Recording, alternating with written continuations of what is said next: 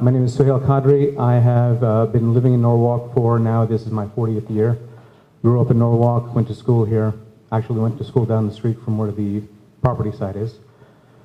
I've got a lot of things going on in my head. One of the things that I've heard quite often over the course of the evening was that, how is it that this organization has not done more to compromise and come to the table with something reasonable?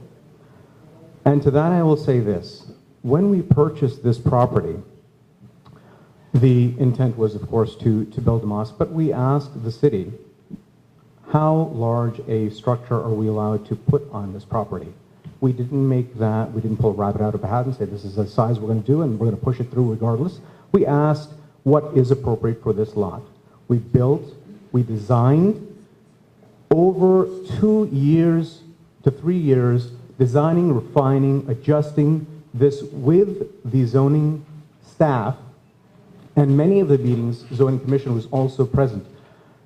This is not something that we decided, hey, we're going to try to put the biggest thing we can possibly put so we can offend everybody in the neighborhood. That wasn't the intent, but that is the way it's been received, unfortunately.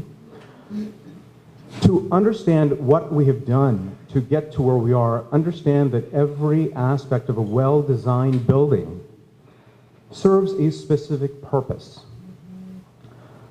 To that end, we have a multi-purpose hall, as many churches and synagogues do.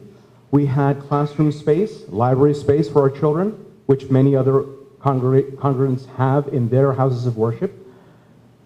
The fact that we have done something that I'm sure none of you are aware, the level of sacrifice that we had made to get to this compromise, and I think you need to hear it.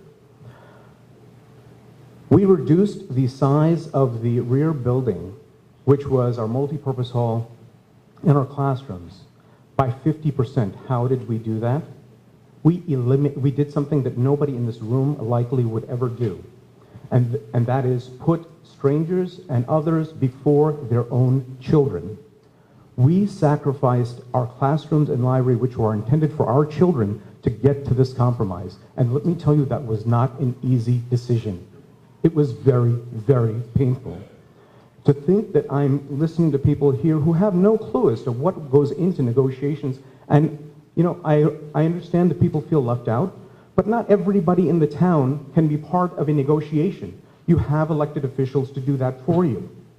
If you disagree with that process, then talk to the city about changing their charter to say, hey, for every decision that's made in the city, I want to vote on it directly. That's not what you do for any other issue, but you want to do that here.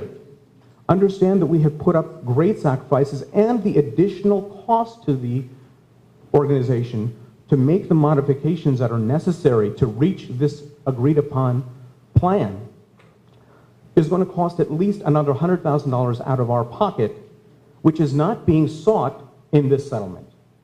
And by rights, if we are making a modification to something that is within the guidelines that are outlined by the city, again, which we spent over 2 years with the zoning staff to make sure every T was crossed, every I was dotted, and everything was to the letter.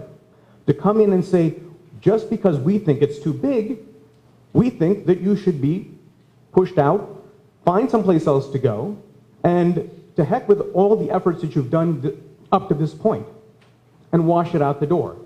That is inappropriate, that is disrespectful, and if you think that I'm being disrespectful for calling that out, I'm sorry, but that is my feeling, because I know what it's taken to get to this point. The decisions that were made and the compromises that were made by the city and by Al Madany were not small. These are hardworking people in this community that also are trying to care for their families and at the same time support this mosque. Yes, it's an expensive project. Yes, there are other mosques in other towns that are not as large as this, and let me tell you something. They are all regretting not planning their facilities better. Stanford, somebody mentioned, they have a 5,000 square foot building. Guess what? They have no educational program whatsoever. They have no classrooms. They cannot house multicultural functions. They cannot have any place to serve dinners or anything that involves non-worship activities. Why? Because they have no multi-purpose space. They are hurting for that now. We planned this over years to make sure that the facilities would accommodate not only basic religious prayer services, but everything else that goes along with it, as does any other congregation. So please understand, and please, again, I'm sorry if I'm getting a little emotional, but the gentleman said, let people vote on it. This is, as you've heard, not just a zoning, but a civil rights matter. In civil rights matters, there is not a majority opinion as to what gets done and what doesn't get done. You'd know where we'd all be, especially in the South, if that was allowed to stand. I'm sorry. Yes, that's uncalled for. I'm sorry. I'll strike that. But the point of the matter is... Okay. Yes. But it is a reality in many parts of this country, and you can't deny that. Okay? Okay, sir, would you please wrap it up? Wrap it. So this is, again, my being emotional. My apologies. But again, I would strongly urge the council to please, let's get past this lawsuit. Let us settle this case, move forward with what the best possible options are for all parties. God willing, we will see that through. Thank you.